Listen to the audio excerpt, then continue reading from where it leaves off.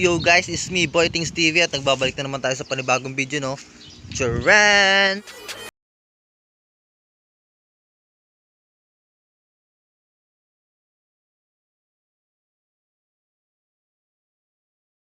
Guys, is gagawa tayo ng panibagong mga danyos or magbe-breed tayo ng danyos, no. So ang bibreed nating danyos is green danyos. So nandito, may papakita ko sa inyo. And meron tayong bagong dating ng mga isda. Ito yung mga kois natin. So itong mga kois na to is, ang in-order ko is 5 to 6 inches, pero ang dumating sa akin is almost 4 to 5 lang to, or 3 to 4 lang, no. Ang liliit nila at saka may mga sakit sila. So hindi ko muna i-out to. And also to order na sa atin to.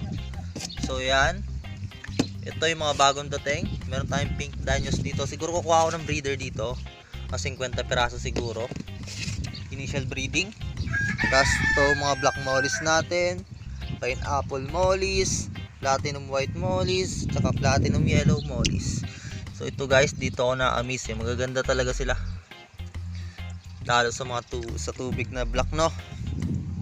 So yun guys, mag-prepare lang tayo ng ating mga kailangan para sa ating breeding, no. So yun guys, no, makalipas na ang isang oras bago natin tinuloy itong vlog na to kasi umulan. Kitang kita nyo na yung paligid natin basa, no. Yan, yung pond natin di umapaw doon. So punta na tayo sa ating danyos.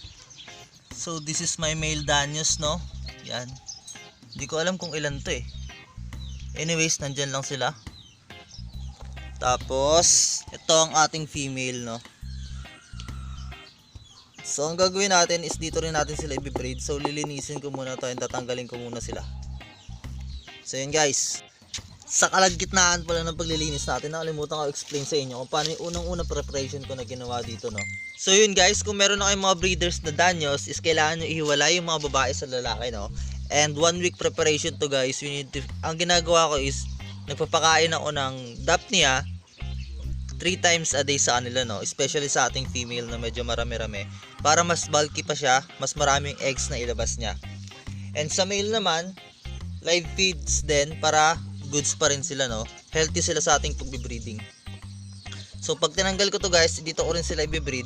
So yung mga dito, yung mga sand natin dito is lilinisin ko rin, no. So yun guys, 100% water change to. So yan guys, nalinis na natin to at na-ready na rin natin to for breeding, no. So gumamit tayo ng net.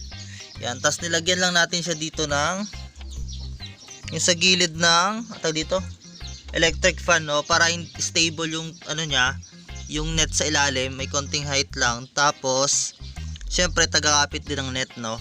Mas goods kasi itong gantong practice sa akin kasi ito lang yung available na item sa atin, no. And also malinis na yung tubig, may sand sa ilalim kasi ang purpose ng sand na yan sa ilalim is para kung sakaling may makalabas na breeders dito sa ating cage, is mapapasok yung mga eggs dun sa mga bato, no.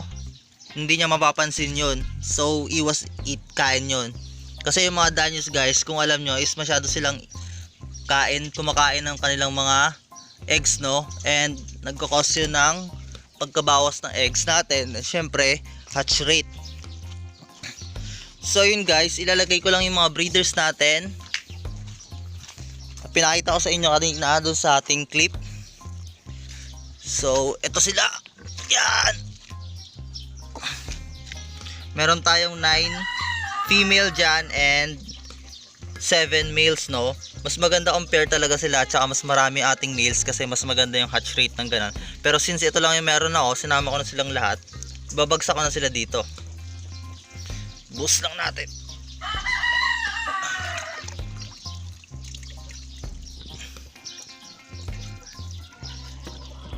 So yan sila guys, no. So ang pag-breed nito guys is isang araw lang, no. So or isang gabi lang. Tomorrow aalisin natin sila and i-check din natin yung mga eggs nila, no. Yan.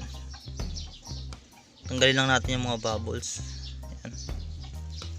Yan, goods na sila dyan. Mag-a-add lang tayo ng konting plants. Yan, pwede na yan. So kukuha lang tayo ng takip kasi umaambon dito sa amin guys, no. Guys, takpan lang natin sila, no.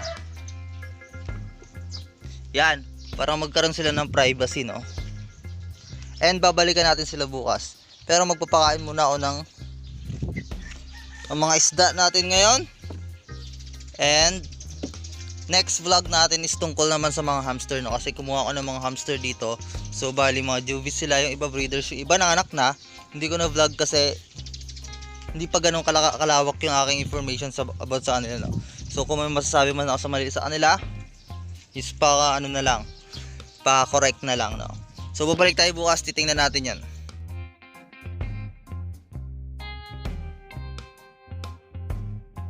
So yun guys, it's been 4 days or 5 days na tayo, no, simula nung first clip natin sa mga video na to kasi nagkaroon ako ng mga difficulties sa pagbiyahe ng mga isda na papunta dito and also busy tayo sa ating thesis.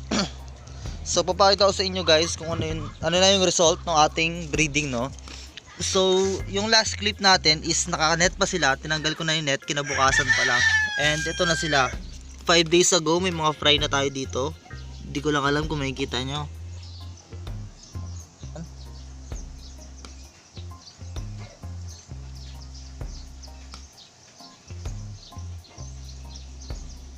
Yan. So green na green din sila guys pag tinamaan ng araw. And napakarami nila at napakaliliit nila.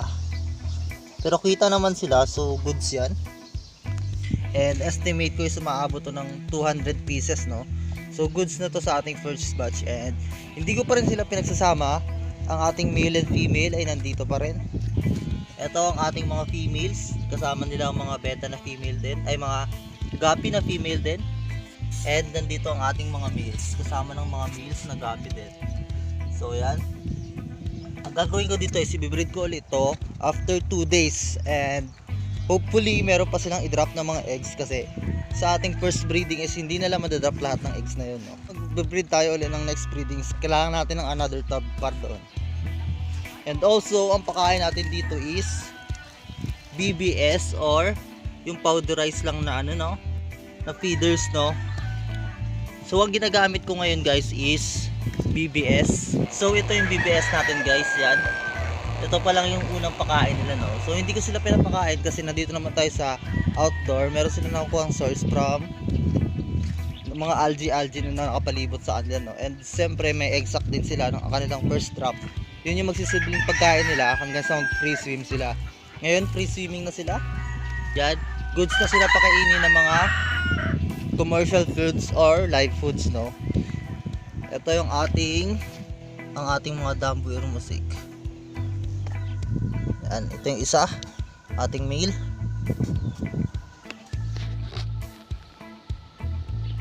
So yan yung isa nating male, no. Dito sa isa na to, nakikita nyo kung gano'n nakalaki yung kanyang pakpak, no. So ito guys is breeding material lang. Yan, yung mga natira sa ating first batch. And yung mga parents na to, ito rin yung parents nila. Nagpalit na ako ng male kasi para maiwasan din natin yung inbreeding, no. And dito sa top naman na to, dito yung mga ating mga black lace lang. So ayun guys, I hope you enjoyed this video, no. Sana may natutunan kayo sa ating pagbibreed ng mga danyos and especially sa pag-aalaga ng mga isda. So ang feeding niya pala guys is 3 times a day BBS. Yung tamang makakain niya lang 5 minutes, no. Yun lang mahalaga dun guys. Huwag nyo lang sila i-overfeed kasi pwedeng ma-pollute yung tubig natin doon. And also ang pag-water change nila is, since outdoor ako, is nagdadagdag na lang ako ng tubig kasi nababawasan naman siya gawa ng evaporation, no. So yun lang yun guys, this is me, Boy Things TV. Bye bye.